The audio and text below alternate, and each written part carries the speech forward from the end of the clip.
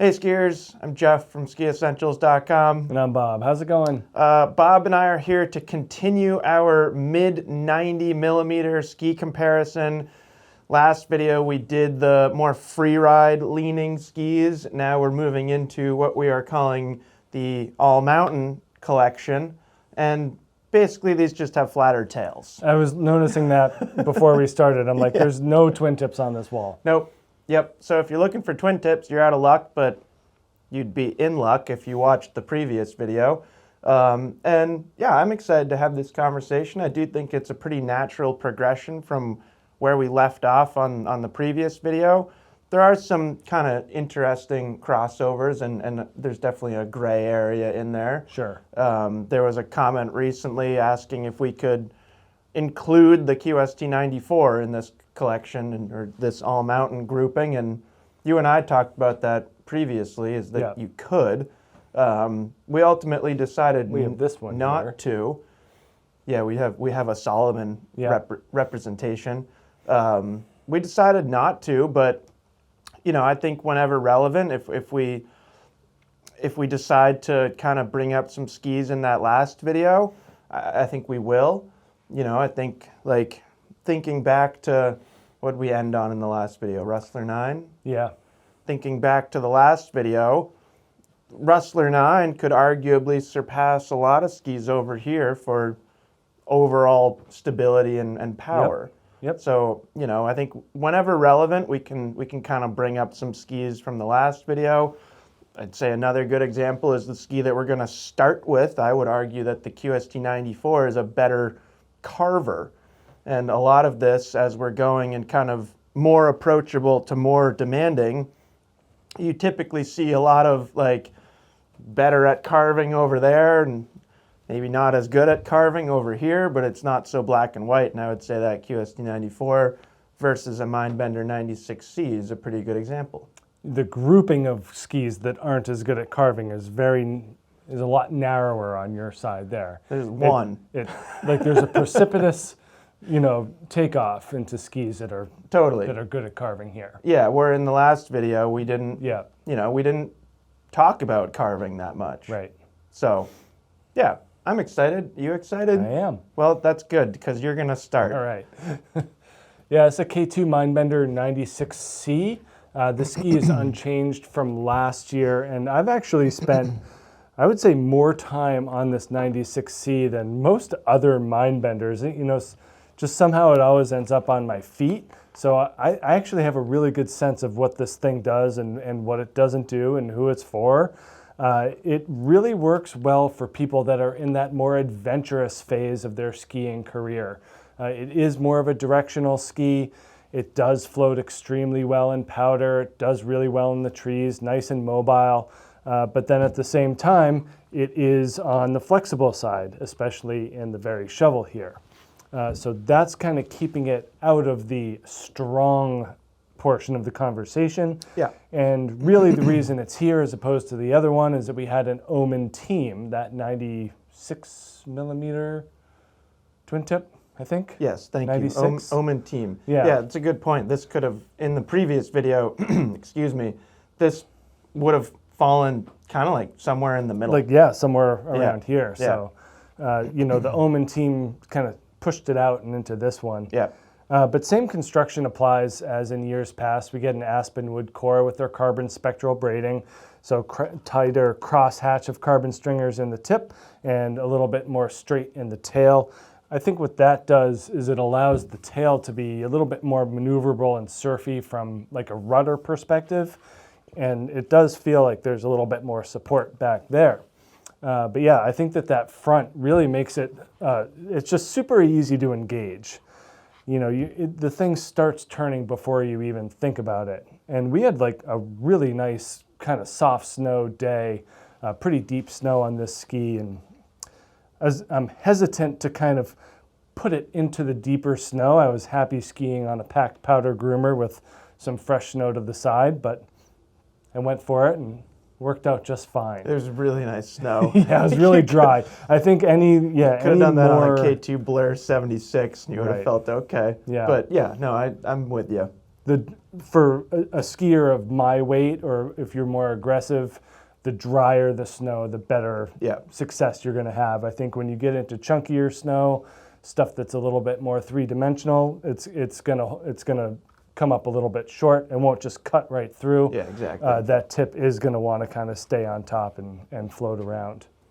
Just over 1,800 grams here in the 178, and like a lot of these K2s that we've been dealing with, pretty long rocker. This is going to be one of the longer rocker profiles that we see here, and then a nice kind of medium taper shape here. That widest part is brought down into the ski, so nice floaty shovel there.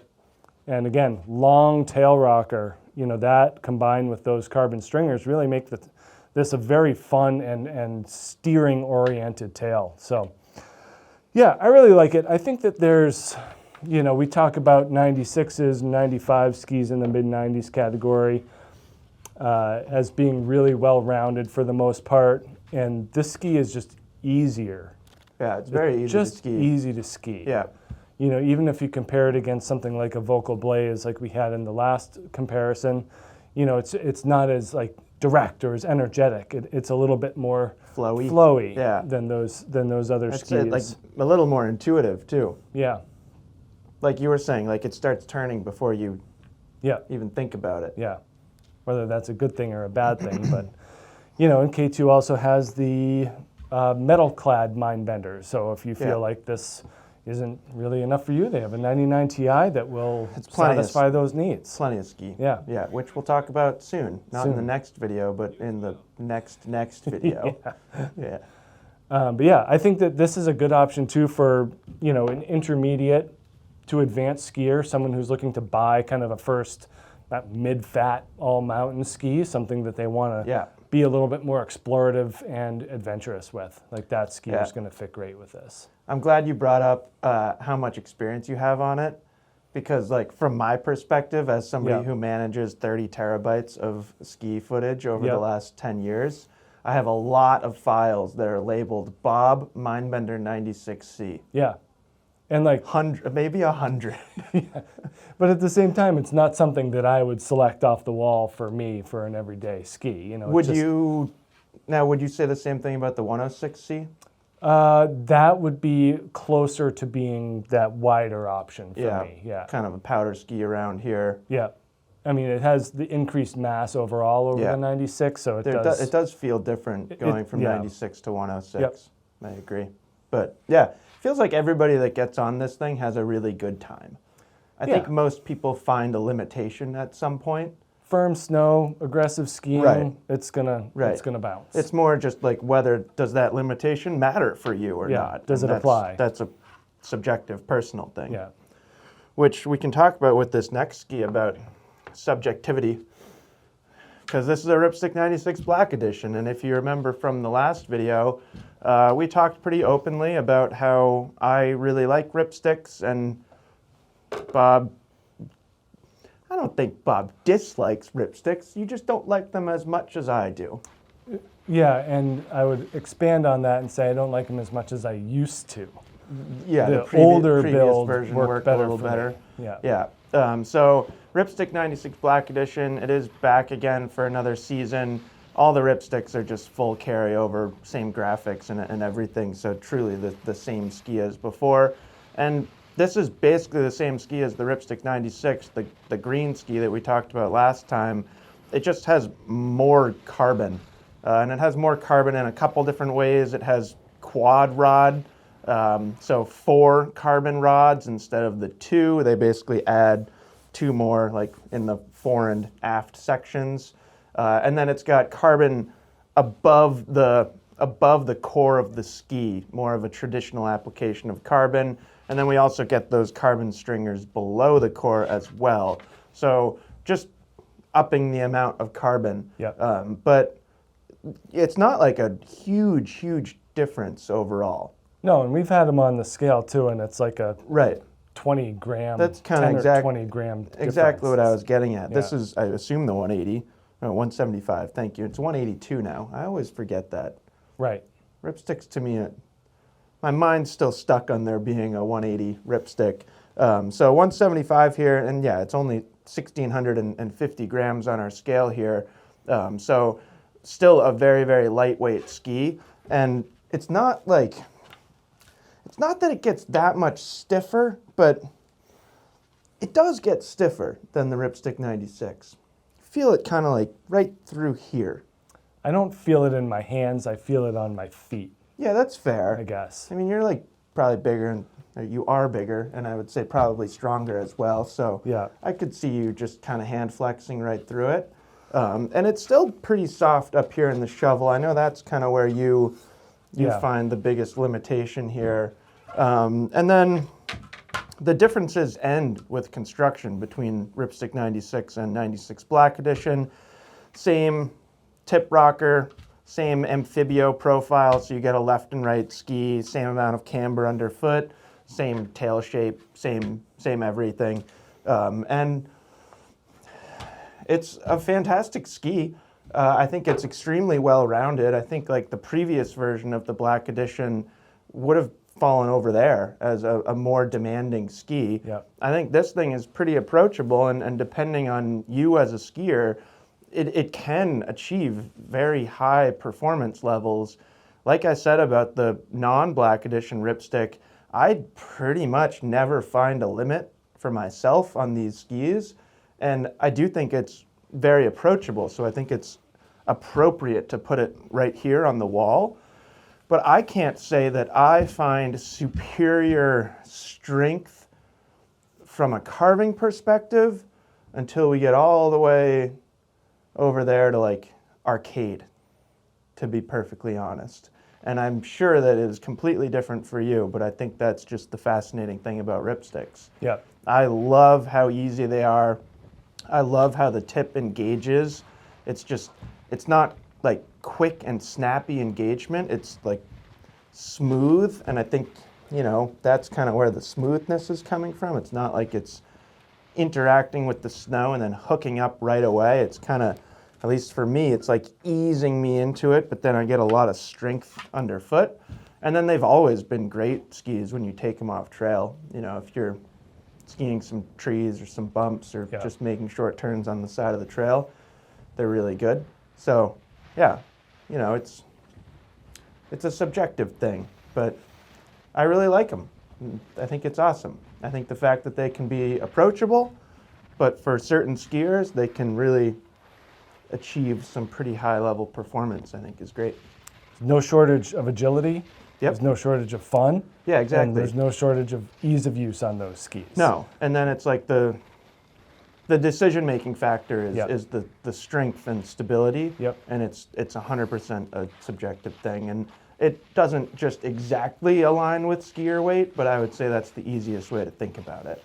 You could take a 175-ish pound skier who's very strong and skis very forward, and they might find a similar limitation that you have, but I don't think too many people in that weight range are going to have any issues on it. I wish that improvements from a carbon and kind of a burliness perspective Extended? continued through the shovel. It would be like interesting. I wouldn't be opposed to Elan making that decision with the Ripstick 96 Black for Edition. a Black Edition. Because I do think that, like, if anything, I think that they could differentiate them more. Yeah, And yeah. it felt like the previous generation was differentiated more. Like, I'll never forget our first time skiing Ripstick Black Editions. We were like, what the heck is going on they were with very, these? Yeah, very different from the normal. Yeah. It was a stark contrast where, these, when you go back to back, they do feel pretty similar. And I think, like, not this past season, but 2 seasons ago, we kind of did that fun on snow Ripstick review at Waterville, and I think we felt a lot of that there. Yep. So, Ripstick 96 Black Edition, probably one of my favorites on this wall, but, a little bit of a, not polarizing, but a little bit of a question of whether it's going to be right for you or not. Yeah. Keeping with the carbon conversation, this is a DPS Pisteworks 94. if you kind of followed along and know how much I've liked the head core carbon skis over the years and DPS, it shouldn't be a surprise that this is up high on the list for me as well. This is a pretty new one too. Like technically DPS just announced this ski. Yeah, but it is the same mold. Do you remember ever skiing the Pagoda Piste 94?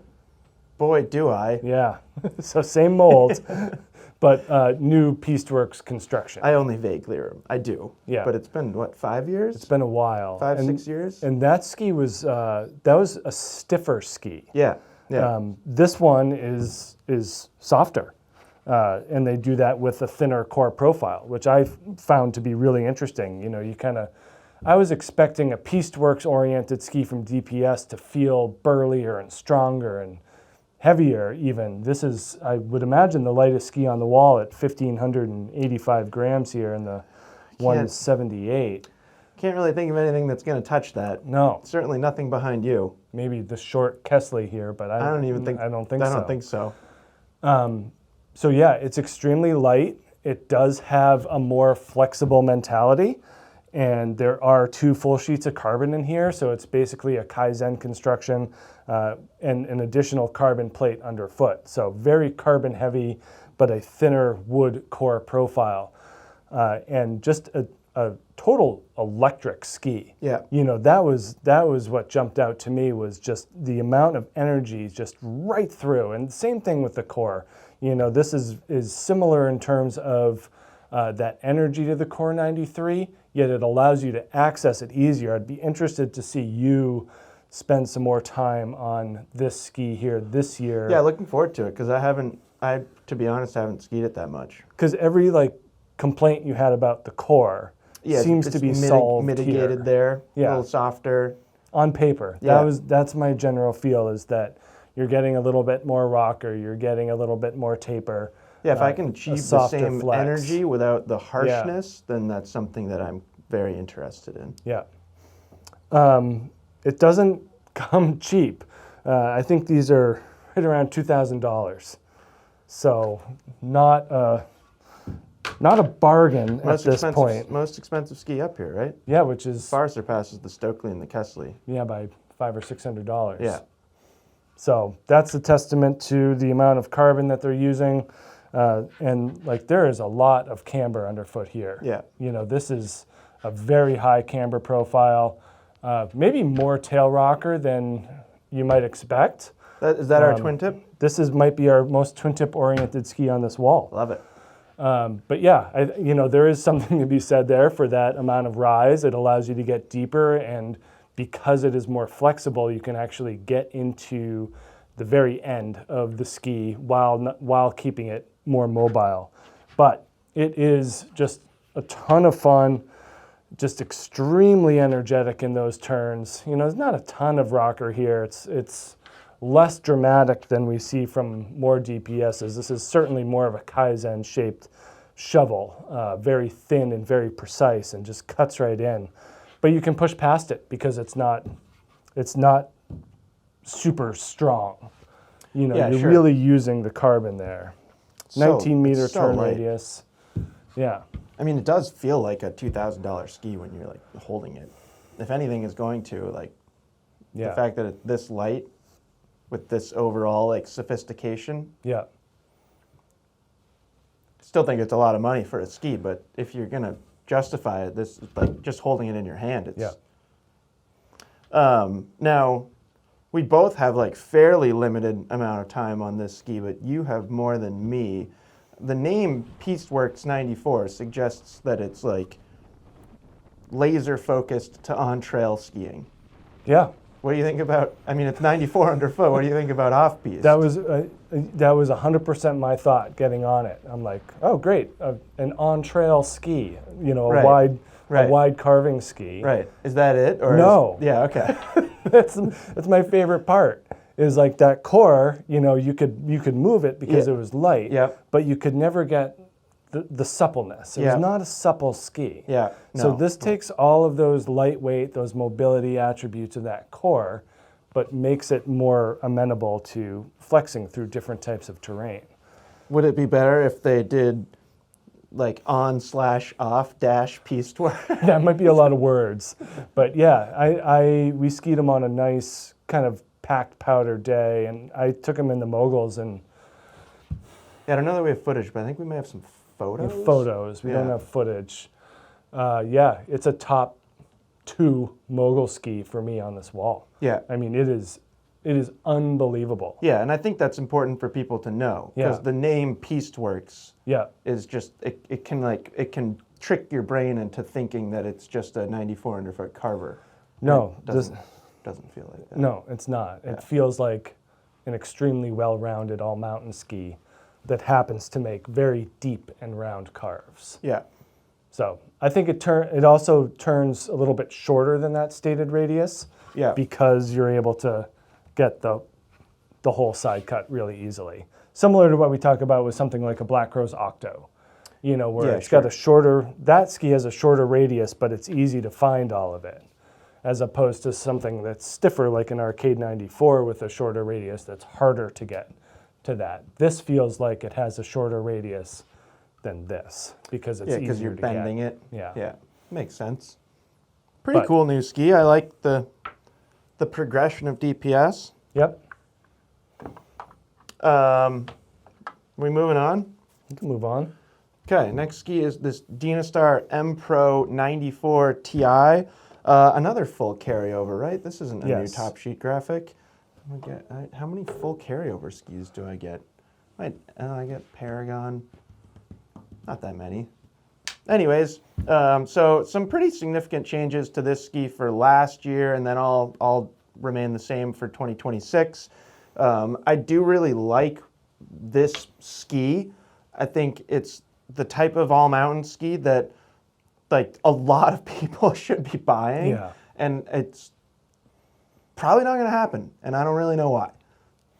But it's been tough for Dynastar to like regain that market share, don't you think? Yeah, and like I think that this is a better move towards that market share you're talking about than the 90, which Correct. I guess it replaces. It's weird. the This one's 99? hard to define. Yeah. As does it replace? I mean, yes, it replaces old skis, but it's not the same No. because it's right in between 90 and 99. And then interestingly, like this and then the 100, 94 and 100 isn't that far away. I mean, we see it a lot. You see it a lot. A lot of people do 94 to 100. 94 to 100 or But yeah, it's 94 to 99. I mean, within it's Nordica. certainly far less different than 90 to 99. Yeah. That's a pretty big jump. Yeah. So anyways, it's that hybrid 2.0 core. So it's a mixture of poplar and then that polyurethane material along the edges of the ski, which is very interesting. We've talked about it a lot. Like, you don't just think of plastic as like a good material for skis, but we're starting to really see it used well. And then a big thing that they did is kind of tweak the shape of this metal laminate. So in those previous skis, in the M-Pro 90 and the 99, the metal was, they called it Titanal rocket frame, and I'm kind of bummed that we don't get to say that anymore, although I did just find an opportunity to say it. And the big thing for me, it's still kind of like pointy. It's got the rocket point. Yes. Now it's got like dual thrusters and There's the two engines, and the rocket's yeah. shorter. Yeah. Yeah. So the big thing for me is the metal used to, remember how far back it used to go? Yeah, like it went into the tail rocker basically. Yeah. And that made it very stiff and like very demanding back here. Now the metal only goes to there, and it kind of goes into these, it even comes away from the edge of the ski and goes into these little slits, like, kind of similar to Ranger, really, Yeah. but the slits are different. They taper more. So that was a big change to this ski. Having that hybrid core and not a ton of metal does help keep the weight down. So it's, call it the 1780 gram range there. And it's not like a crazy stiff ski, but it is we're starting to get some pretty stiff skis up here. Yeah. It's kind of starting with this one. And I think the improvements or the changes to construction were an improvement. I think how they pair that with the shape, that's where you see the biggest improvement. So it's still a lot of tip rocker. That was true with previous M-Pros. kind of still the same pointy tapered shape to the shovel. Really good soft snow shape up here. And then the tail changed a lot. So the old skis had a much flatter tail. These have a considerable amount of tail rocker in length. And then, you know, kind of that same smooth early taper. So I just think the ski is a lot more versatile now. I think it's probably fair to say that it ticked down a notch in like sheer power. And most of that is how it finishes a turn. The tail being a little bit more rockered. It doesn't feel as strong when you're finishing a carving turn. But if anything, that's kind of a good thing. I can't think of too many people off the top of my head that like really benefit from finishing the very end of a carve. Yeah. It's kind of nicer to have a little bit of, you know, the ability to kind of like feather and not like skid out the end of the turn, but it doesn't need to feel as harsh and grippy as you're transitioning. So I kind of like that, even though you could argue that the previous ski was quote unquote better. And then they're just way easier to ski off trail. Yeah. And that's like a huge thing, you know, and I think it's really like these 5 skis right here are quite similar. Because I feel very similar on this ski as I do on the new core. I think there's a lot of similarities there. They are different. I'd say like the core feels a little bit more damp, but you're getting a ton of versatility here. So if you're looking for a relatively powerful ski, very, very hard to find its limit for carving performance, but you want a true all-mountain ski. You want something that's versatile, that you can ski bumps and ski trees and really go anywhere. We're in a really nice range here, probably into your side of the wall as well, and then I think it's a more interesting conversation at the end there of whether it's going to work off trail for you or not. But I think like right in this range here, we're in a pretty good spot for versatility. I think this is a good time to bring up the QST94. Yeah, great. I mean, a little bit longer turn radius here, 17 meters, but your M-Pro through your Core 94, I think that it's kind of where that's it lives. your QST94 range. Yeah. And also these skis certainly fall under that category, and you were describing it, but you didn't name it as, I still don't know what to get. Yeah, like, sure. That's your range of 5. Yeah, and you can throw the QST94 Throw the in there, QST94 in there. You could throw a Stormrider 95 in there too, sure, if you want to spend $1,300. I won't blame you for that. Yeah.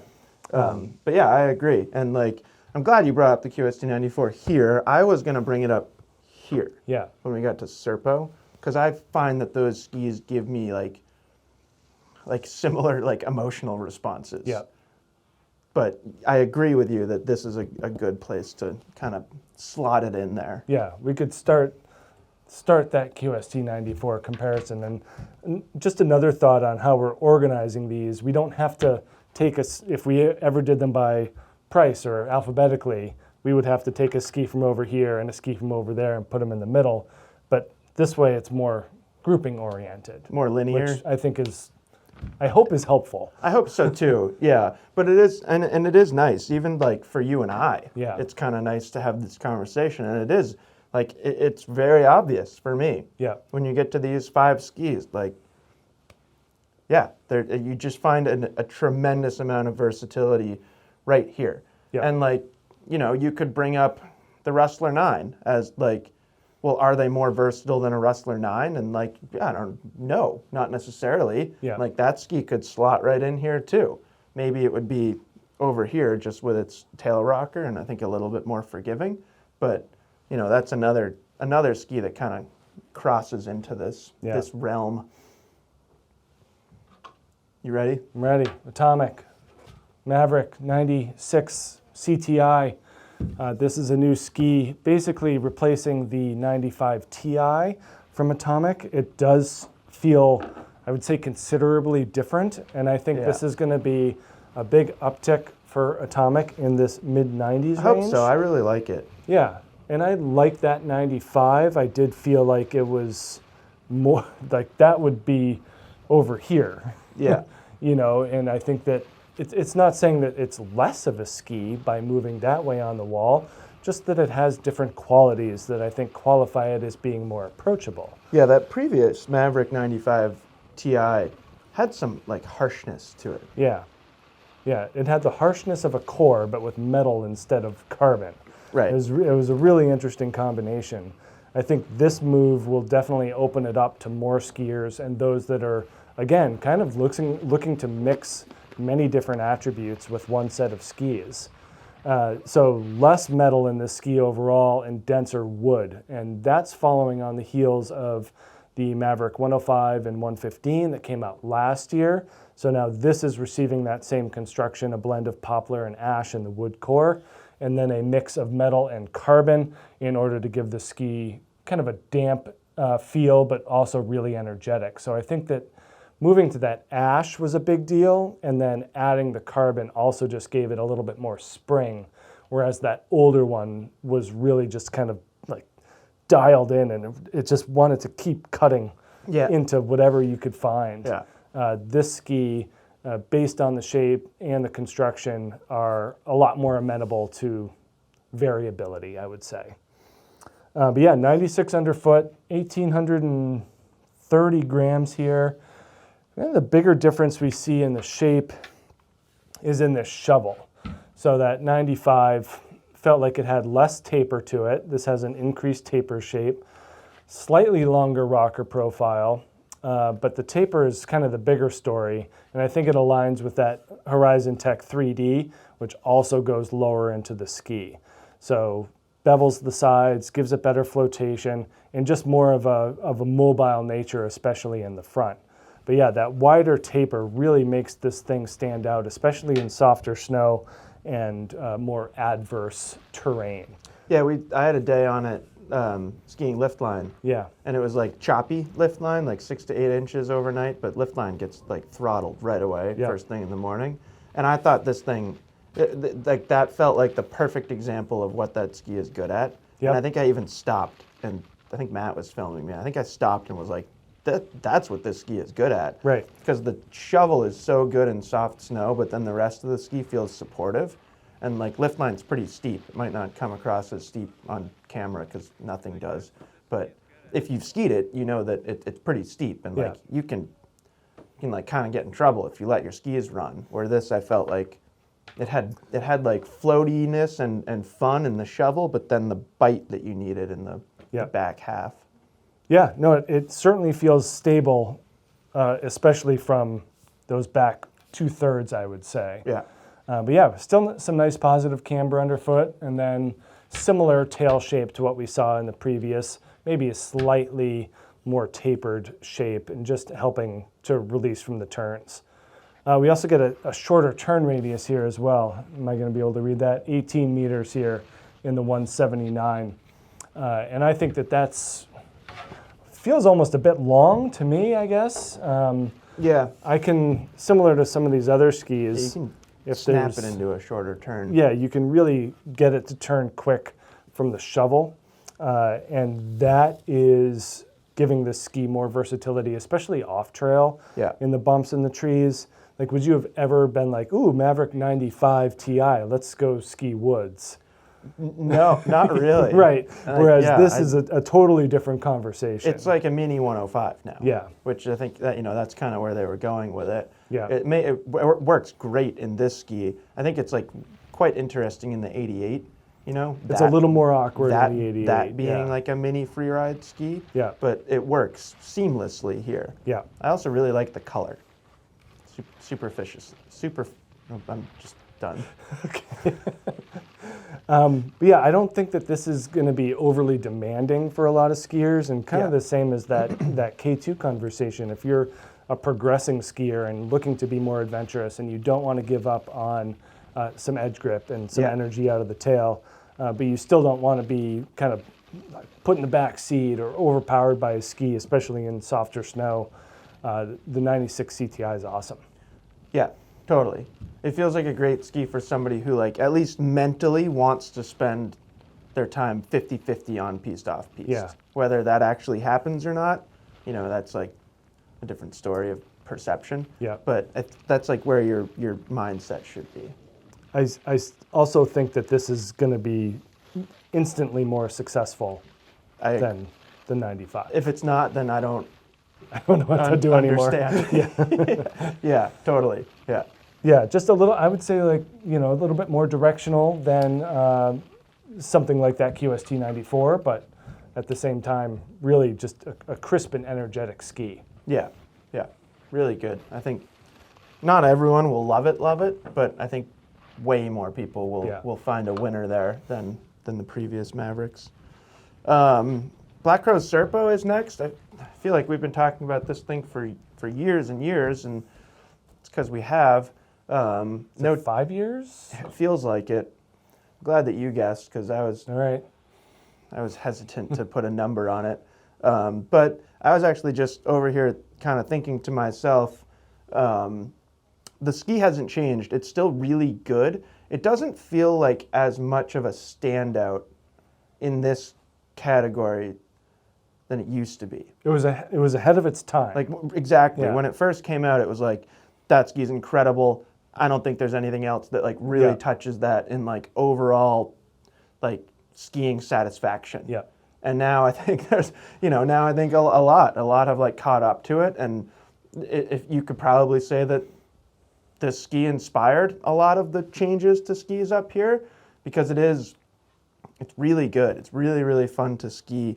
As we've talked about with Black Crows, the construction is not overly complicated. It's just a poplar wood core, and then something that a journey that Bob and I have been going on is better understanding the metal application here. When you hold it in your hand, it certainly looks like that H-shaped metal, but then as we've talked about already on camera before, it ends right where my hands are, and then those H-raised portions actually extend to here. And the way that Black Crows describes it is that there's two partial metal laminates underfoot. Yeah. So I actually just think it's two partial metal laminates right there. I do think still that like raising this H portion is changing the flex pattern right here. Yeah, for sure. I'm just not convinced that it's actually metal anymore. Yeah. So just interesting there. And I've just always felt like this ski is just so incredibly well-rounded. It's not jarringly stiff, it's not demanding, but it really like achieves just this like visceral fun levels of ski performance. It is properly flexed. Yeah, I don't know how it's just like they do it. No, totally. It's like fully optimized. Yeah. Like great shape, put the ideal flex pattern in it for what they want it to be. It's not heavy either. 1,750 grams. This is the 180.1 centimeter Very length. specific. Yep. And then it is, it's more of a directional ski. Get a good amount of tip rocker up here, but it doesn't like, it's not like the Atomic where it's the really, Dynastar even more so when you're looking down this way. That is a lot of splay. It doesn't rise like those skis, so it's less soft snow focused up here and more just, as you tip this on edge, it's not very tapered, so you're just slowly engaging more and more of the edge, which is to me, just a very intuitive and like encouraging feel. There is camber underfoot, quite a lot by length, but not like, doesn't rise high off the snow. It's one of those skis that's kind of flatter throughout. And then the tail is pretty similar to that tip. It's pretty long tail rocker back here, but not a tremendous amount of splay. And again, not like a lot of taper until you get to there. So it's one of those skis where the more you're tipping it on edge, the higher your edge angle, the longer your effective edge. And it's just really, really fun to ski. Was it here where we were talking about turn radius and how it feels shorter? This feels way shorter than 20. We say that about Justice too. Yeah. So on paper, it's a 20-meter turn radius, but it just, the way that it makes it's like the cleanest, roundest carving turns just effortlessly. And it doesn't feel as powerful as like anything over there, but it doesn't lack any precision. No. And I think that's just awesome about it. And then it's not, you know, I'd say it's not quite as good in soft snow as probably the 5 skis that we started with, but it's also not bad. And it does have like a little bit of a tick up in carving overall performance, I think, than those first 5 skis. So just like a little bit of a progression from where we started into a little bit of a crisper overall feel. I think anybody that skied it would absolutely love it on a groomer. Whether it's the right ski for you off trail or not is, you know, I don't know that that's like a worrisome question. I think most people would be fine on it, but I think you should probably value that carving precision and crispness over off-trail skiing. I think we'll have the same conversation with Mantra. Very where similar, yeah. That's just a lot more demanding. It's a lot more demanding, but it's the same type of ratio of precision to playfulness, where you're like, it's more precise than it should be for off-trail use. Right. So you just need to like take those things and align it to yourself. Yeah. If you value precision more than off-trail looseness, this is a great place to be. Yep. So yeah, it's really interesting. I'll be fascinated to see where they take this thing. You know, I think like we'll have a similar conversation probably talking about Justice. Like that ski's been around for so long. I think even 1 year longer than this. And then it's like, well, where do you take it from here? Right. Because they haven't gotten bad. Other skis have it's kind of caught up. Yeah. Yeah. But it's still a great ski. Yeah. What do I got? A Fischer Ranger 96 here? You got a Fischer Ranger 96. All right. This is another one that we don't share exact opinions on, right? I don't think so. It's I believe this is a carryover model as well. So same graphics, same construction and everything like that. I think you're right. Pretty sturdy wood core in this ski, and that is giving it its defining characteristic of like having some thunk to it. Well, first, like over 2,000. I mean, it's long. It's long. This is what, the 187? But still, even like core thickness and everything, it's kind of a chunky ski. Yeah, we're just south of 2,100 grams in this 187 here. And a lot of that has to do with the thickness of the wood core and mainly through the tail here, as that just keeps going. You know, it is pretty consistent from tip to tail.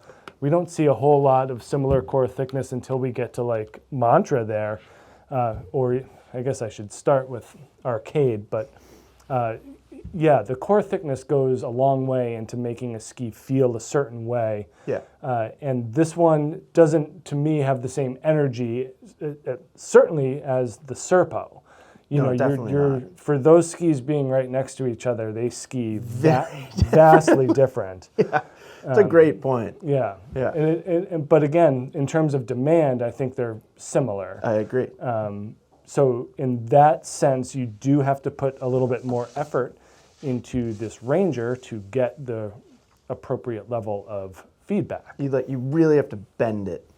Yeah, and what's interesting, so before we get there, they do have a partial metal laminate underfoot here, that Shape TI, which does extend, has more wing-oriented sides to it that extend along the edges, leaving the middle unencumbered by that metal. So trying to adjust kind of that torsional flex.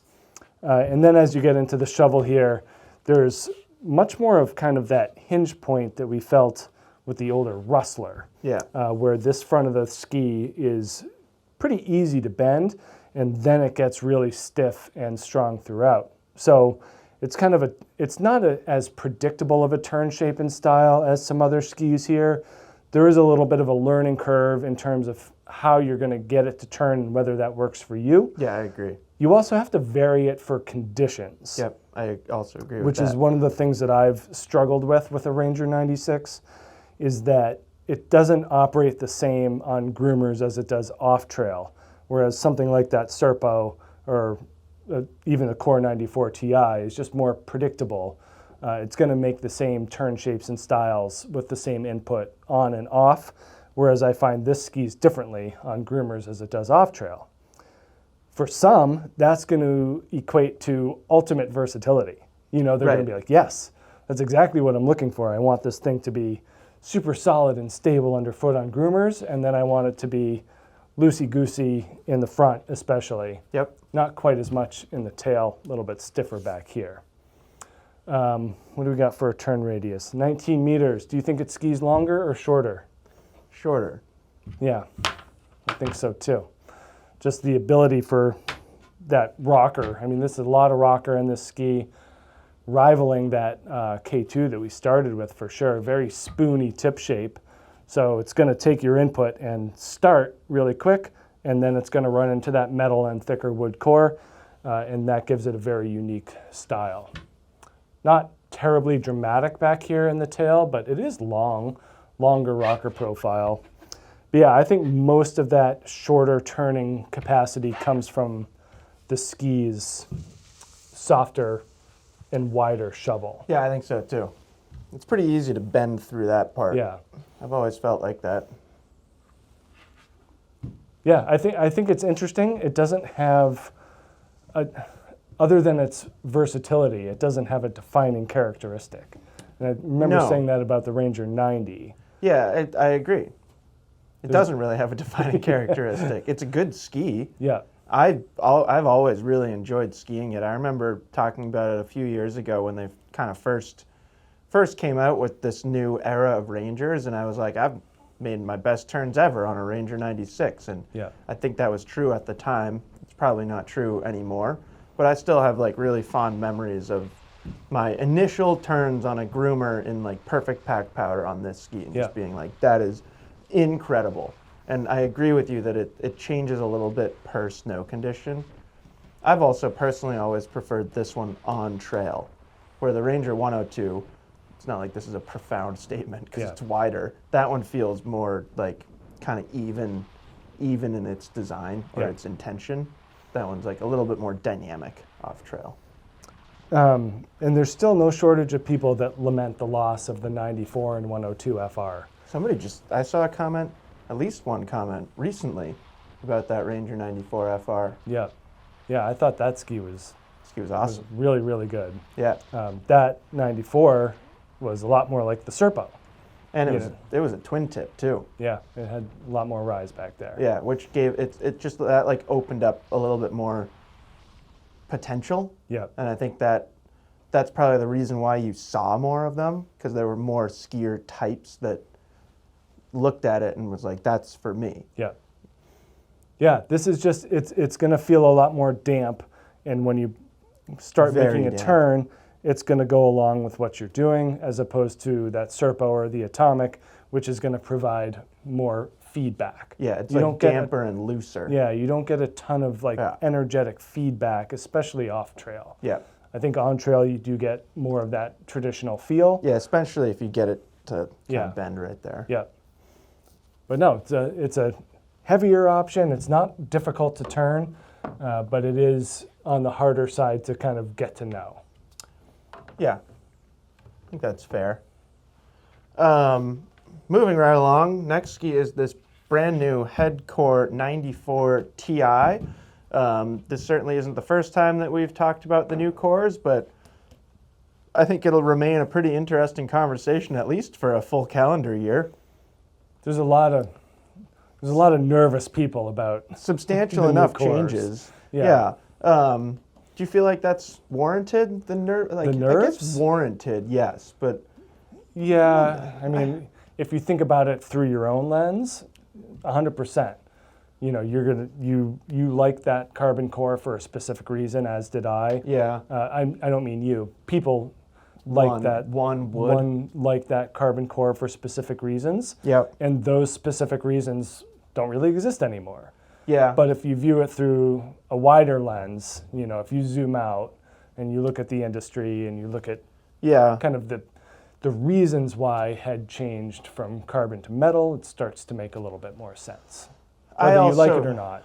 I also feel like thinking about like current or previous core 93 skiers, if you were to take that entire population and broke it down in percentages of will you like this new ski or won't you, I would guess it's like 90% will and 10% won't.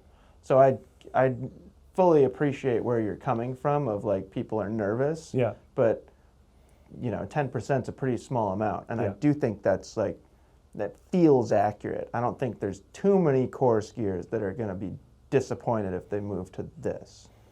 I do think that that Core 93 skier would like the Pisteworks 94 more than this. Well, that's a great sales technique, Bob, for upselling somebody to a $2,000 ski. So anyways, this is all new construction. So beech and Karuba wood core, 2 full sheets of Titanal. So that's brand new. That's kind of the big story for these skis. And we still get some flax and graphene. We still get to use a lot of fun construction terms. And they're definitely heavier. So this one's 1,900 grams. I assume this is the 177. Yes. Yeah. And a little softer too. It's not like a soft flexing ski overall, but if we had a Core 93 up here or any carbon core, those things I can't even really flex them. Right. It was always kind of laughable. It'll be similar when we get to Arcade 94 of watching me try to flex it. So heavier metal, more supple flex pattern, and that just translates to a way smoother ski. It really does feel like traditional doesn't feel like the right word, but it feels like a metal clad ski. Yes. If you're used to that and you know what that feels like, that's now what head cores feel like. And yeah, I mean, it's an interesting conversation like we just had, like whether you're going to like that or appreciate it more than previous cores. I would say most people will. And most people in the general skiing population, I think, probably prefer it. If you're shopping in this category, it'll be interesting to see. But I think they will be more successful with these than previous cores. Might take a couple of years, but that's my impression. Also, for year one of a totally new ski, I think that's pretty good. Oh yeah, really good. Yeah. Yeah. No, I more think like it'll take the market a year or so to kind of catch on. So big changes to construction. The shapes are not dissimilar to the old skis. So a little bit of tip rocker up here, but not a ton. There is a lot of camber, probably the most camber height that we've seen so far. Like that is a lot of camber. It's not hard to push through it, but that's a lot of camber. Yeah, and that's how they're balancing the energy from the carbon and the core. softer flex. Yeah. Yeah, is just giving it this like springiness. Yeah. And then similar shape in the tail here to the tip. There is tail rocker back here, but there's not a lot of it. And then kind of corresponds to actually kind of like an interesting taper shape. There's sort of like a abrupt point right there where it goes and juts in rather than the roundness that we see in a lot of skis. And yeah, I think they're really good. I think they're very, for having 2 full sheets of metal. It's the first one, right? With 2, yeah. 2 full sheets of metal. For having 2 full sheets of metal, I think they're very easy to ski. And I think, that's unsurprisingly why it's over here on my side rather than most of the skis over there kind of have 2 sheets of metal. So yeah, I think it's actually quite easy to ski, and I think it achieves a really, really nice performance level. I think it's smooth and fun and predictable on a groomer. It makes really nice, clean turns. 16.3 meter turn radius in this one, so it's not a long radius. It's basically the same mold as the 93. Yeah, basically. So like the shape keeps you pretty engaged because it's not running away from you, and just like you can kind of control speed through carving radius. And then I think it's really fun off trail too. I think that's probably more interesting because it's heavier, so it's could be a little bit more fatiguing, but it's not like crazy heavy, so I don't think that's a big concern. But I would guess, thinking back to what you were saying, I would guess that the previous core skiers who might not like it, it would be in that off-piste application. I like this better off-piste than Interesting. the carbon core. Yeah. I thought that the lightweight, the mobility, similar to what we were talking about with the DPS, is fun. And a little smoother. Yeah, but it's also, this is more predictable. Like the carbon core, again, it's on the precise side. So when you tip it, it's going to go. Yeah. There's off-piste, like lag isn't a bad thing.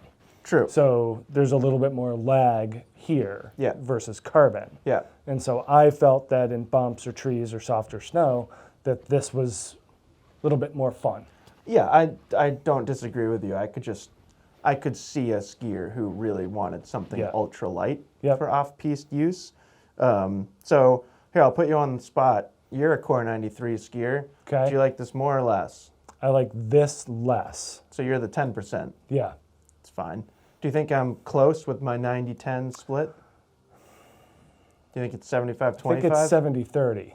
Oh, okay. And I only think that because people have biases and that skiers are a romantic bunch. So you think and- is 15% of that coming from an emotional perspective? I think a lot of it is emotional, yeah. That's fine with me. I do. I'm fine with your 70-30, especially if 15% of it is coming from emotion.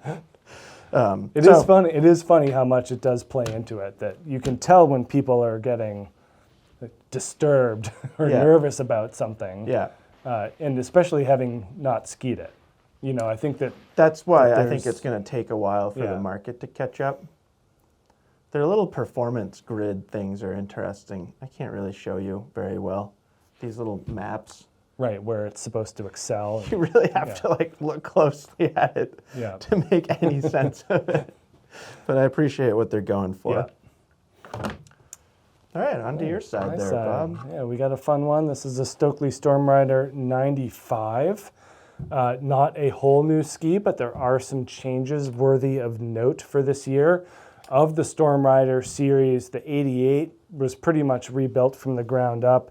The 95 gets a few tweaks. Notably, they get a more gentle rocker profile in the shovel.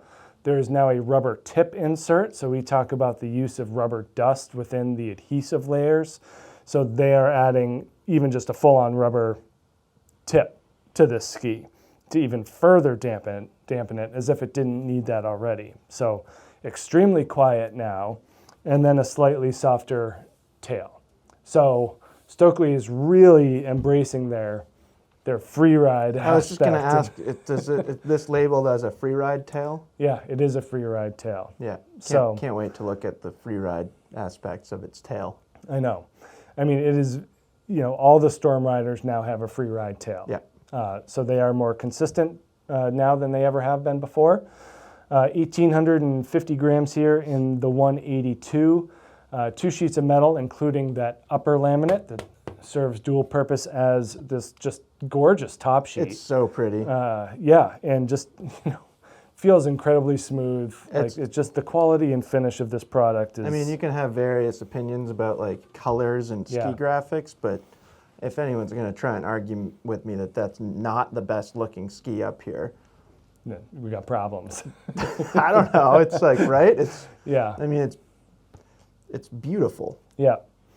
And it is still, even though it is Stokli's second widest ski, one of the most directional skis on this wall. 100%. Yeah. The Arcade is another one that is more square. But yeah, that slightly more curvaceous tip shape here. Not a whole lot of taper, but now we have a very progressive taper look. So if you put 88, 95, 102 right up against each other, it's a progressive lowering of that taper. And I think they've done a nice job at kind of making this line more cohesive. Yeah. But still, not a lot of rocker, for their free ride ski, and a very long camber profile, pretty low. And here's their free ride tail here, Jeff, that you're very excited about. Least amount of tail rocker on the whole wall. It has to be. Has to be. And just extremely flat and squared off. At least it's not an aluminum insert like it used to be. Yeah. It is more plasticky now than it was before, and that's just giving it a little bit more mobility, but still more of a locked-in ski, especially on groomers, and you're just getting the smoothest, quietest, most supple feel. That said, it's not the most aggressive. No, it's like pretty easy going. It's pretty easy going. It does have that higher end ceiling and certainly a high end feel, but it's not like this is a stiff tip here. No. So you can ease into that turn pretty easily. You kind of have to ease into the turn. I stuffed it. I stuffed Yeah. it pretty good this year. Yeah, you can. Yeah, I was not expecting it, you Yeah. know, and it was kind of our second leg of one of our filming runs. Yeah. Kind of got at it a little, tipped in a little too much, my mistake, but Yeah. at the same time, I felt it too. if you did the same thing on an arcade or a Mantra, that, fine. Yeah, Yeah. that would not happen. Yeah. So pretty interesting how that goes, but at the same time, from that point back, it is like a race ski. Yeah, pretty rock solid. Yeah, super solid, really sharp, really angular. It's really just this shovel here that's bringing it into what I guess we would call more of a free ride capacity. Yeah. But ideally it is more well suited for groomer skiing, softer snow, and some light crud and powder, but I wouldn't say that powder is a specialty here. It's not like, it's not a crud buster. No. It's more, there's more finesse to it, Yeah. which I think makes sense Yeah. for how Stockli positions their skis. And yeah, you read it in comments all the time. Like people that own this ski sing its praises Yeah. all day long. Yep. Like I read it all the time where somebody leaves a comment and they're like, Stormrider 95, most versatile ski in the market, period. Yeah. And you can't really like argue against that. I'd say it's more subjective. Like I think a Rustler 9 is more versatile. So Is there anything quieter in this range, or no. smoother, or better feeling on your feet? It's Better is that's a Yeah. better feeling on your feet. Is it? I can't go that far, because that's so subjective. Yeah, Smoothest, yeah, it's Yeah. got to be. Quietest, it has to be. yeah, yeah, it's tough to quantify how good it feels, though. Yeah, like if you want to talk about feeling good on your feet, Yeah. it doesn't feel the best on my feet because I can't Can't ski backwards. ski backwards. Yeah, So it's like, that's like bringing like emotion and Right. subjectivity into it again. But from an objective perspective, I understand what you're saying. Yes. No, I love how it makes just super clean round turns and has the, similar to that Black Crow's, it Yeah. has the appropriate amount Yeah. of flex and power for the shape and build. Yeah. And pretty interesting progression here from the Stockli to the Kastle. Stockli and Kastle are brands that are often compared and have been for a long time because they share a similar price tier. And interestingly, going from Stormrider to Paragon 93 here, this ski feels like a little bit stronger. It's not as precise. It doesn't feel as just, blanket good, Yeah. I would say, as the Stormrider, but it's like stronger and kind of has more like of a free-ridey feel to it, where like 102 is the widest ski that Stockli makes. Like Kastle's willing to go a little wider, Yeah. and then this ski is basically built like, the 107? Is that the Well, widest Paragon? That's the widest Paragon, yeah. Yeah, thank you. Yeah. So if anything, this is the narrow version of a freeride ski, where Stormrider feels like a wider version of like almost like a Montero. Yeah. It's like kind of got more of that shape and feel. So pretty cool ski here, this Paragon 93. I know this is one that you've gotten along with quite well over the years. We get Kastle's Infinicore, impossibly thin strips of beech, poplar, and paulownia, right? Yeah. Yeah.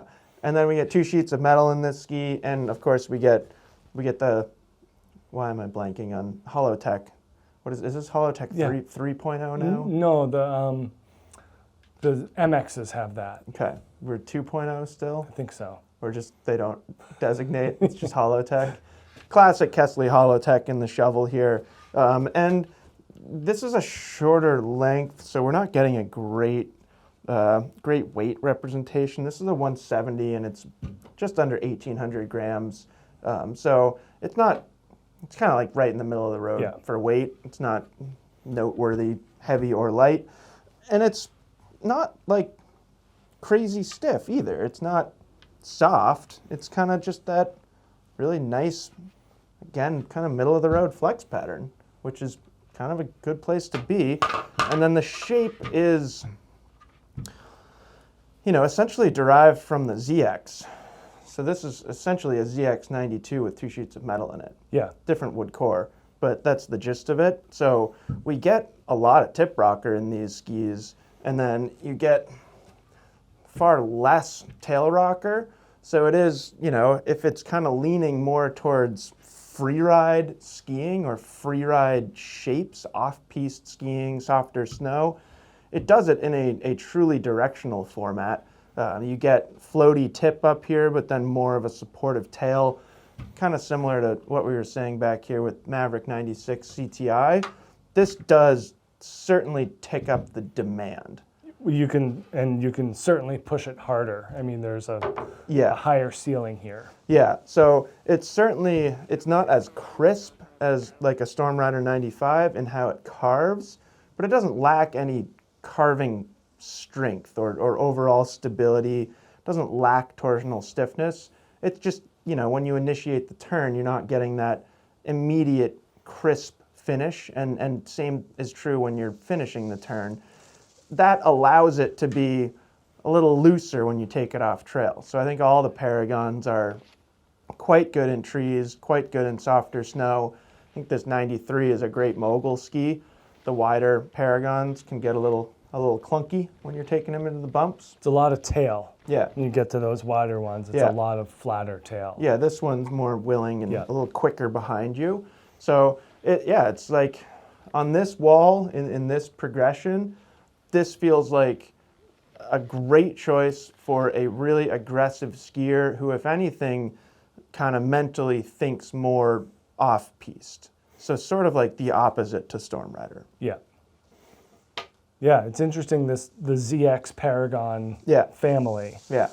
And, you know, how to navigate that, I think, is really interesting because there are a lot of options. Metal, no metal, narrow, medium, wide. Yeah, exactly.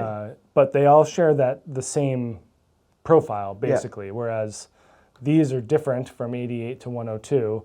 These are all the same. So 4 and 93, you're getting a lot of taper. Right, and like that's kind of why I was comparing it over here, where we were talking about Maverick 96 being like a mini Maverick 105. This feels like a mini Paragon 107. Like 100%. Yeah, so it's like, you know, if anything, it's like how much snow do you get? Right. Choosing within the Paragon line. If you live out west and you get 500 plus inches of snow every year, probably want the 107. Yeah. If you live here in Stowe and get 330 average it's a good year. inches. I'd say that's a good year. Yeah, they've always claimed that as average. It feels like average should be closer to 3 than 330. But you know, then you're kind of talking, am I a 93 or a 101 Paragon skier? And then if you live somewhere like Cannon, then you're a 93 skier. Yeah. So I think it's like amount of snow that you get. But I think they all kind of share that same, we are a free ride collection of skis feel. Yeah, and then a really interesting move from the Stockli and Kastle to the Faction, which is certainly more well known for its free ride and freestyle oriented skis, yet the Dancer series and this Dancer 2 more specifically. Hey, this is the one you own, right? Yeah, I got this one in the purple color. Yeah. This Dancer 2 here holds up its end of the bargain from an all-mountain perspective really, really well. This thing is a carryover as well. Poplar wood core, 2 sheets of metal, and it has more of that free ride influence built into that full-on kind of traditional all-mountain build. Yeah. 1,960 grams here in the 182, and really kind of an interesting blend of construction and shape because you certainly see more of the creativity filtered into this ski when it comes to what it looks like, basically. I would say more abruptness in the splay here than almost anything else here. You know, it has that slightly longer rocker profile. It does line up well with where the full sidewall transitions to cap. So they are putting more of that mobile nature and more of a maneuverable emphasis in this ski, especially in the ends. And that exists in the tail as well. So the tail is pretty much capped when the rocker starts, and then slightly rounder in the very end here. But I've always thought that this looks more like a maneuverable ski. We've talked about QST 94.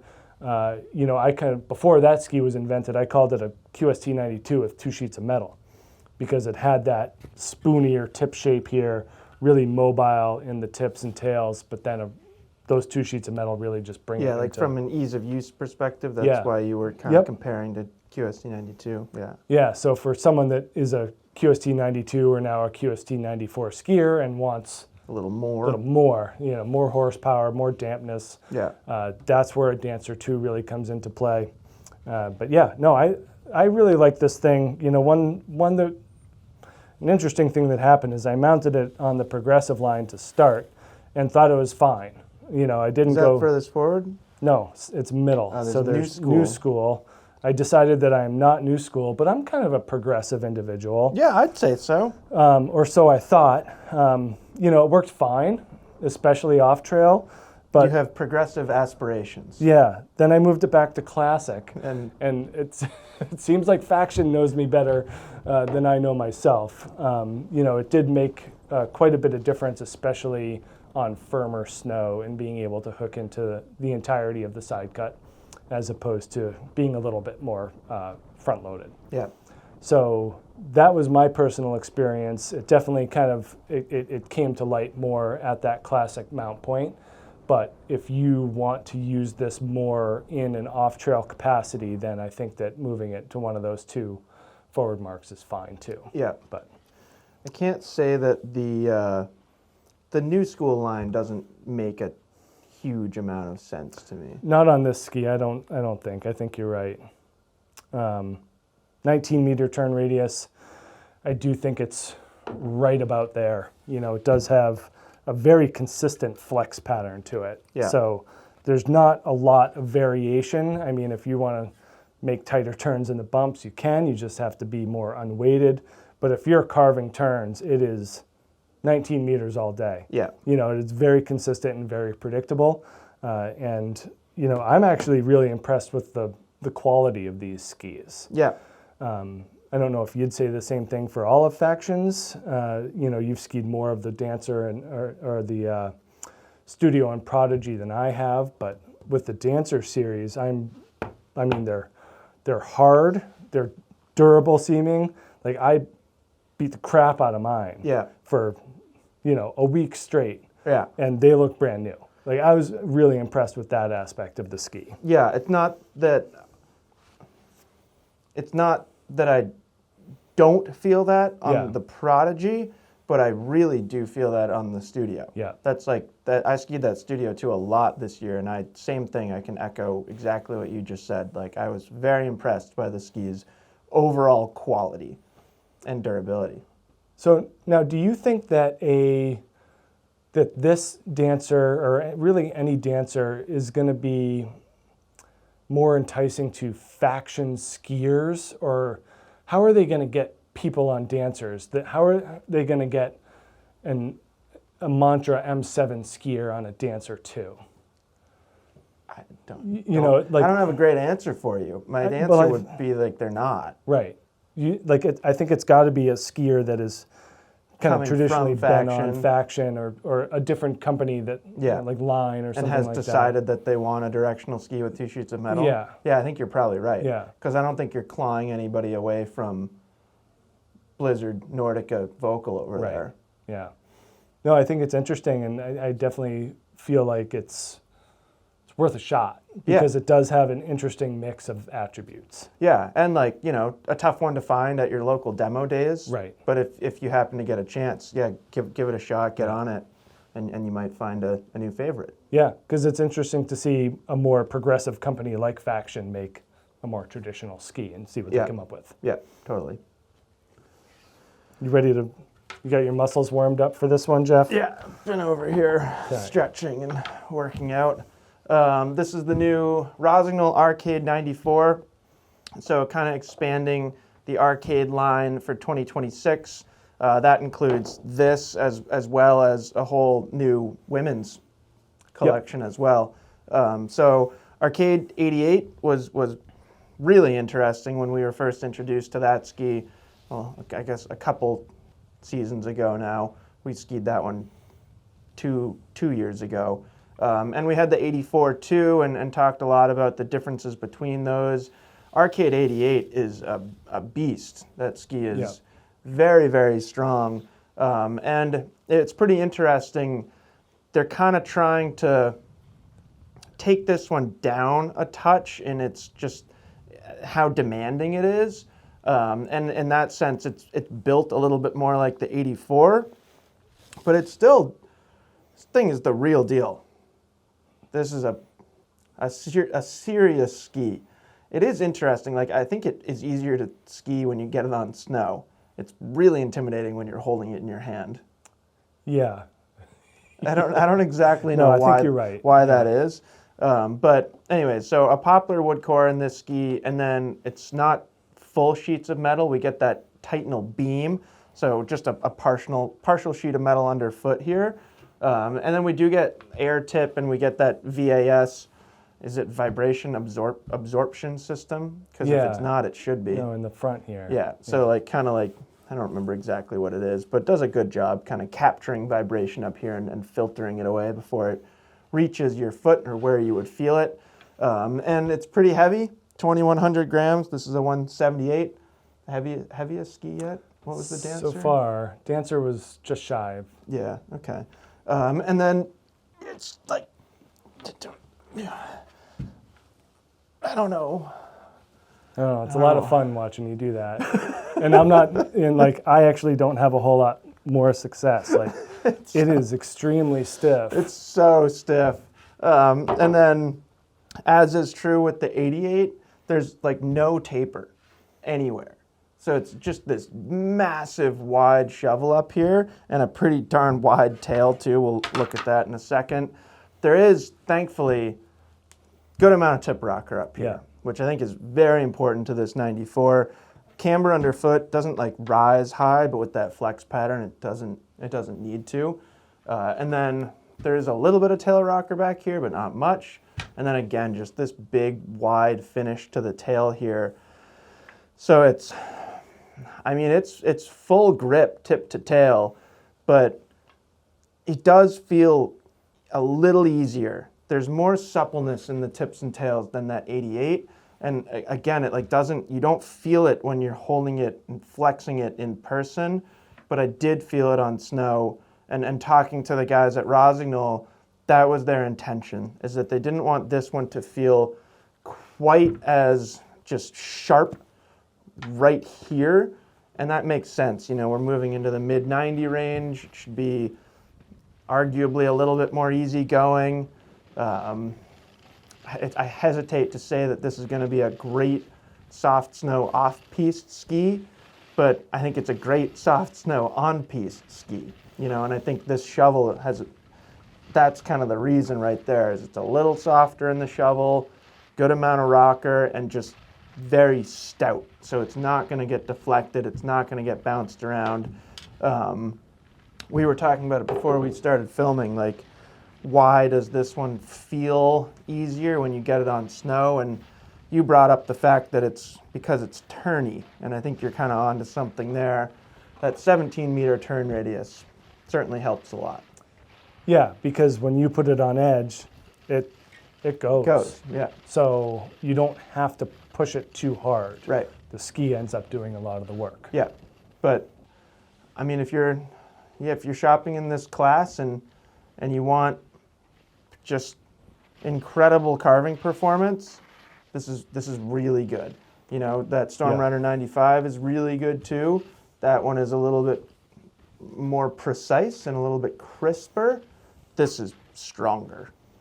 They got a matching look pivot 15 for it too. You look great. Yeah. Yeah, that. The Lakers colors. I didn't want to say it out loud. I think it's maybe next awesome. year they'll do Celtics colors for me. But yeah, no, it's a great ski, and yeah, it's like watching Jake ski it from Rossignol. Yeah. Just rips, and it does feel easier than the 88. So I think they achieved that. I guarantee people will walk into a ski shop and take this thing off the wall and flex it and just be terrified. Yep. But it's not terrifying when you get it on snow. And a good example of how, like, flex doesn't necessarily equate to demand all the time. Exactly. Yeah, demand comes from lots of things. It Yeah. comes from shape. It comes from, yeah, a lot of things. And I think that's a very interesting conversation when we get down like Enforcer to Mantra. Yeah. Is like, why is the Mantra more demanding? And we can have that conversation shortly. This is a ski that I would probably not go longer than this 178. Yeah, you don't need to. I don't Pretty think so. supportive. Yeah. Now we got a Salomon Stance Pro 96.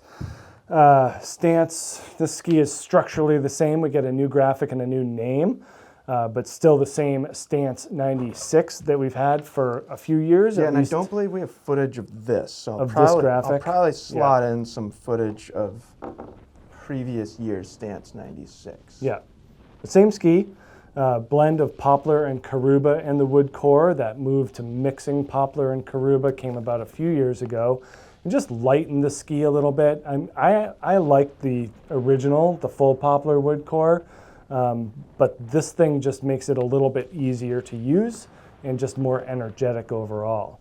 But still 2 sheets of metal. They do have their windows cut out here, replacing that metal with a blend of basalt and flax. And that gives the ski a little bit more energy as well. Doesn't do anything really for the, for the flex. It just gives it a little bit more pep and zip. Just under 1,900 grams here in the 182. And just I think it's an interesting conversation between the Arcade and this, because yeah, the Arcade is stiffer, it's heavier, but this has a little bit more of a longer turn radius, so it's going to require the skier to do more of the work in deciding turn shape and turn style. Yeah, you could probably go back and forth all day. Yeah. It's like flip-flopping those on this wall. Yep. But some people just don't love the feel of like this more, I guess this is more classic now, but this was classic before the Arcade 94 came about, which is very strange. But these stances are definitely all there from a camber perspective, a lot of camber underfoot, and just a longer turn radius. What do we got here? I can't see anything on these skis anymore, Jeff. 20. I was going to say it's 20-something. Yeah. I know it starts with a 2. And then just more of a tapered shape to this ski as well. That's going to give it a little bit more flotation. And then a kind of, not really a curve, more of a kink and a bend. But yeah, not a lot of splay back here at all. Very low to the snow from tip to tail, which is pretty fun. And then combine that with the 20-meter radius, and you can actually get this thing sideways pretty easily. Yeah. Works pretty well in softer snow, cuts right through. One of those skis that does a great job, kind of what you were saying, I forget when, the Atomic, I think, of being on soft snow with firm snow underneath, which we deal with a lot here, where you get fresh snow, but it's a firm base, and you need something that has some metal, that has more of that all-mountain feel to balance a floatier or driftier mentality. Yeah. This is one of those skis that, unfortunately for it, the QST series is just so dominant within Salomon's line that this thing gets a little bit lost. Yeah, I'm glad that you said that, because I was just thinking the same thing. It's been around for a while now. Yeah. I don't remember, and they did the wood core changed, but overall stance has been, we'll call it the same since its introduction, which was 5-6 years ago. Something like that, I want to say. Thinking back to that dancer, if you're trying to claw market share away from Blizzard Nordica Mantra or Blizzard Nordica Volkl, if Salomon can't do it, how's Faction? How's Faction going to do it? And it's not the ski's fault. The ski is very good. It's just it's like how people perceive the brands. Yeah. it's just tough. That's where that emotion Right. plays into Yeah. your shopping habits. Yeah, and for most people, a QST 94 is going to be a better option for most days, Yeah, I would- especially when it yeah. comes to, being easy and approachable. Well, it's like the opposite. Right. Short turn radius, more rocker, heavier. the QST. Yeah. Yeah, but it's doing half the work for you Yeah. on a groomer. Yeah. Where it's like completely the opposite conversation. Yeah. No, I think it's interesting, and we'll see where Stance goes from here, but it's super consistent. Like, it is very, very consistent and no surprises. Just, you have to be ready to have that longer radius and that flatter overall profile. Yeah. Should we have a moment of silence for the Stance 102? I do miss the 102. That was lovely. Okay, the moment is over. Moving on, we've got a Blizzard Anomaly 94 here. Second year for the Anomaly 94, just a new top sheet graphic, but no structural changes to it. And it's been an interesting conversation. I think essentially for 2025, for last season, with the changes that Blizzard and Nordica made on walls like these, where we're going most approachable to most demanding, or strongest, weakest to strongest, or whatever, they essentially flipped. Yeah. So it's just been fascinating to kind of watch that, and then watch how skiers in the market react to it. This is that True Blend All Mountain wood core, so more dense wood in the True Blend All Mountain core as opposed to a True Blend Freeride core. They also have True Blend Piste, and I think True Blend Race. There's all sorts of different True Blends, and essentially they're just, they're building the right wood core for the skis. It's actually really cool to see it in their factory. They have, the rack of different wood cores is massive, because if you think about all the different cores, and they're different per length and everything. Per length, that's what gets you. It's just the amount of wood cores in the Blizzard factory Yeah. is just mind-blowing. So a pretty dense wood core, and then we get their flux form application of metal. They call the rustlers flux form as well, so it's not an exacting definition of what's going on in here. In this ski, there's a full sheet of metal along the base, then we get the wood core, and then we get a full sheet of metal on top of the core, but it's cut into essentially 3 different pieces longitudinally, and those are not at the same level of sandwich construction. So there's essentially a piece of fiberglass that separates them. Yeah. So it's a little bit interesting. It's not really less metal than bona fide Brahma. I actually think it's half a sheet less, because those had 2.5 sheets of metal. Like the one underfoot, yeah. Do you remember? Yeah, so if you were to take it out and melt it down by volume, there might be a little bit less, but there's still 2 sheets of metal in this ski. They just made it a little bit more supple. It's not as jarring or as aggressive when you're up on edge, but it doesn't lack torsional stiffness. So yes, you can say that previous bona fides were overall, I guess, stronger, but it's just there weren't many people that needed anything stronger than this. Yes, there are people, before somebody just screams at me through a comment, but not very many. I mean, so they just made it a better ski overall. Businesses have to play percentages too. Exactly. Yeah. And you can't just go after the 5%. Right. This ski is a much better option for more skiers. It is not light, so 2,150 grams, 182, 182 here. And, they're not soft either, but at least I can bend it. Yeah. It's not like an arcade. And in the last video we did, Bob, you were talking about how Rustler 9 is not too far off from Anomaly 94, and I don't fully disagree with you, but I think it's still important for people to understand that there is a difference. Yes. So there is more tip rocker in these skis than old Brahma bona fides, but it doesn't have that splay like a Rustler. So you get longer effective edge, not as much float, and not as much maneuverability. And then the same is true in the tail. I think the change to the tail is probably where you find the biggest differences compared to old Brahma Bonafide, is you do get longer tail rocker back here. But again, it's not like, I mean, Rustler 9 tail is like, yeah, it's pretty dramatic. Crazy splay. Yeah. So yes, there's more rocker in these skis than they used to have when they were Brahma Bonafides, but we're a far cry from Rustler world.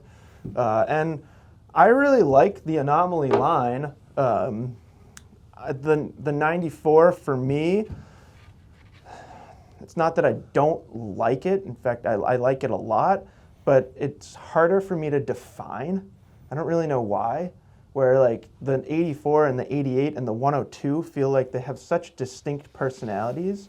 And this ski, maybe it's just like too well-rounded in this category. And it's like, it's hard for me to pinpoint something that I can point to as its highlight. And that's not necessarily a bad thing. You know, if anything, its highlight is the fact that you can't really find much of a weakness. I'd say like the biggest downside to it would be that it's 2,150 grams and that for some skiers it's going to be a little bit fatiguing. But it makes beautiful carving turns and there is no limit to how fast you can ski it. This is a 18.6 meter turn radius. So it's, you know, it's a nice shape for a radius for making carving turns and certainly allows for some speed.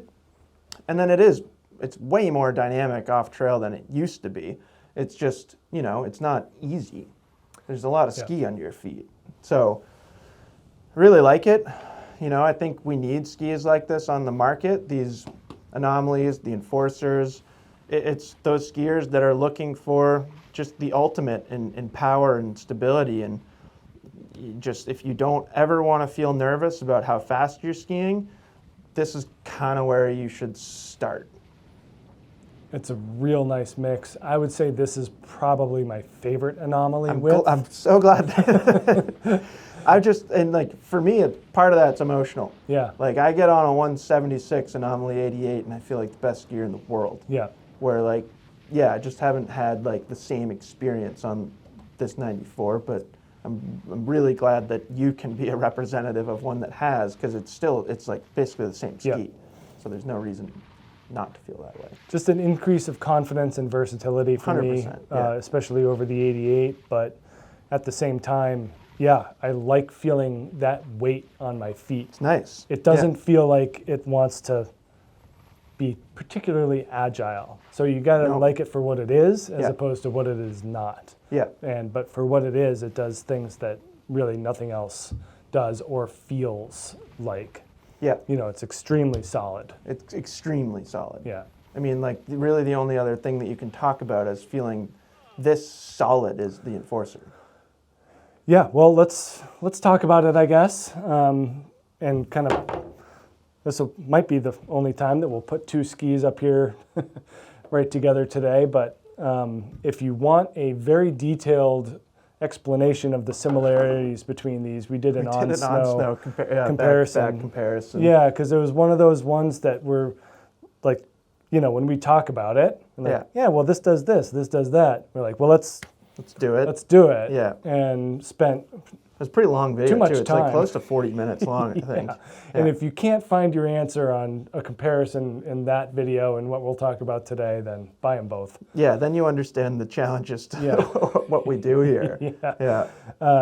So super interesting going from that Anomaly to the Enforcer.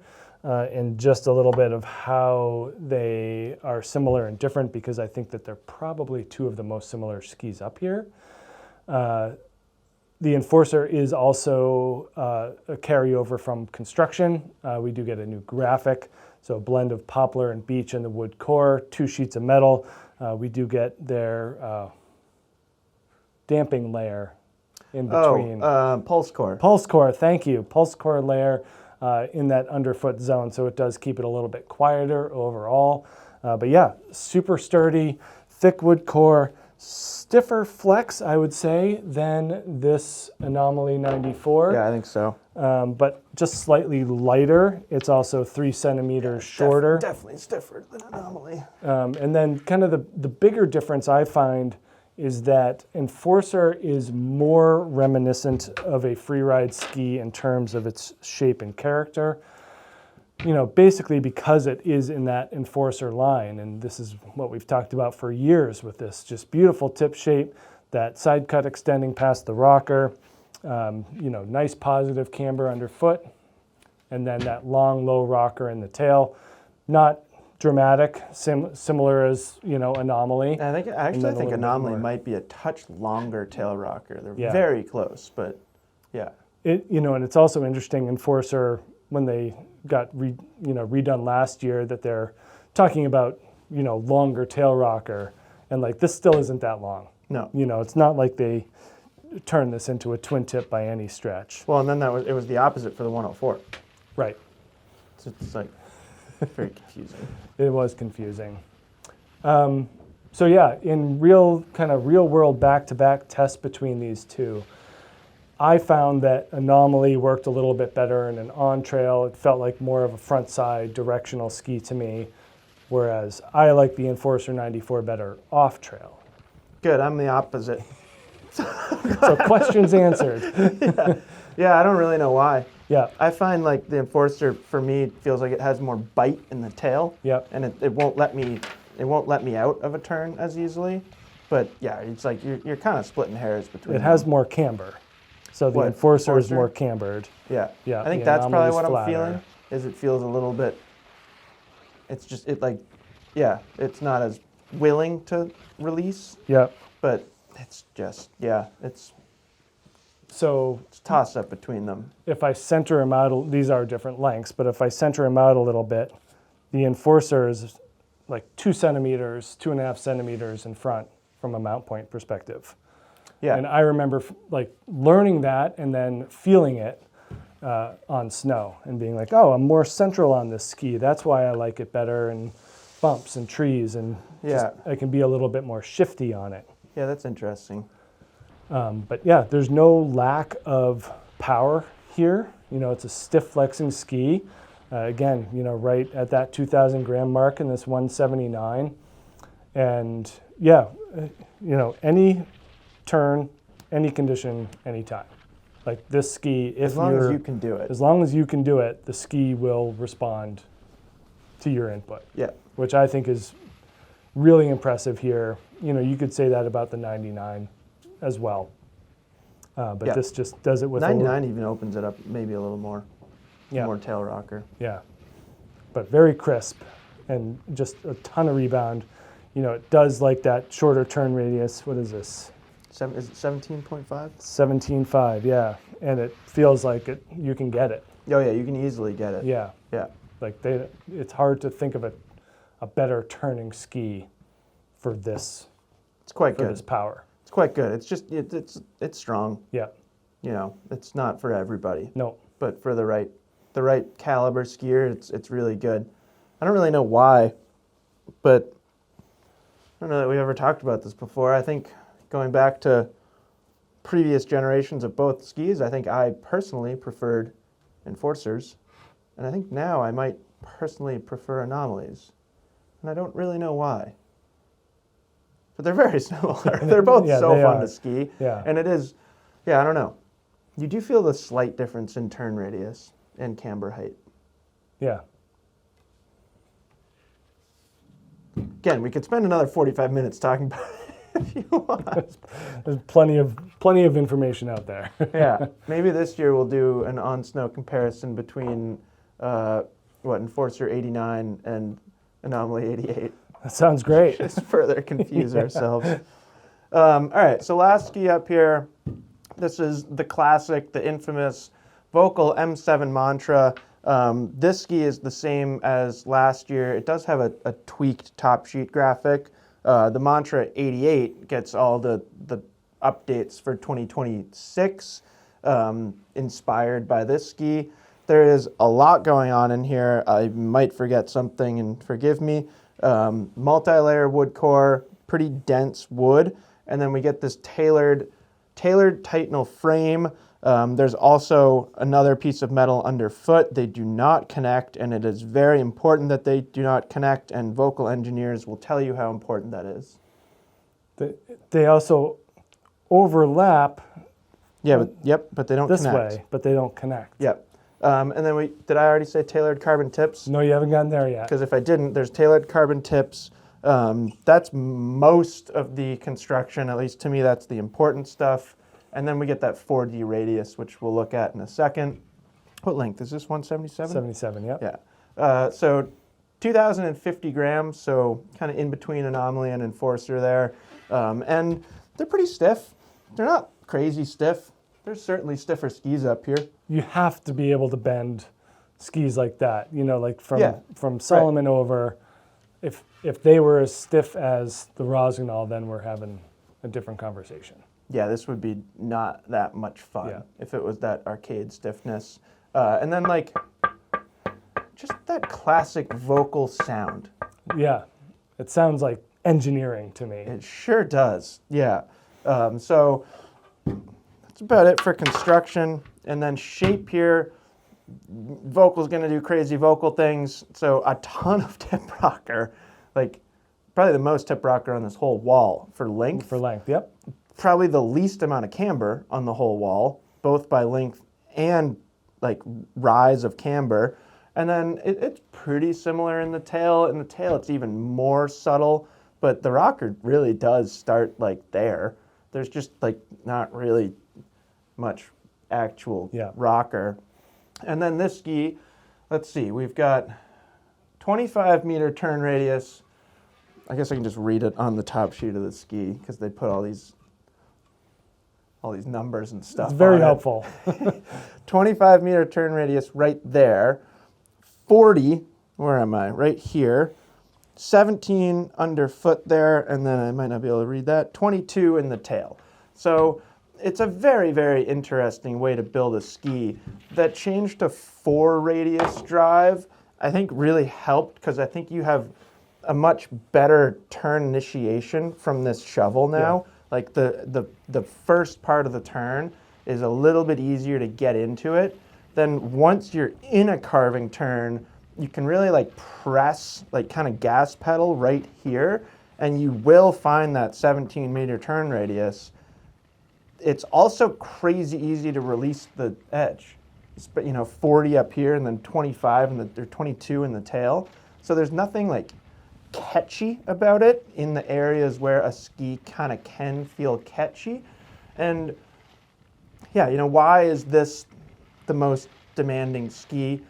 I would just say it's because of its intention and its precision. Yeah. Like, could anybody get on this and ski it? Yes. But can everybody get on it and do what this ski is designed to do? No.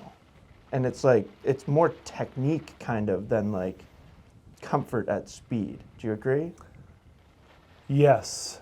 And your technique, the better it is, the more you're going to get, especially when you start playing around with those edge angles. Yeah. Because without camber, it's a lot easier to manipulate the ski's angles and feel those differences. So you have to kind of like know what you're doing.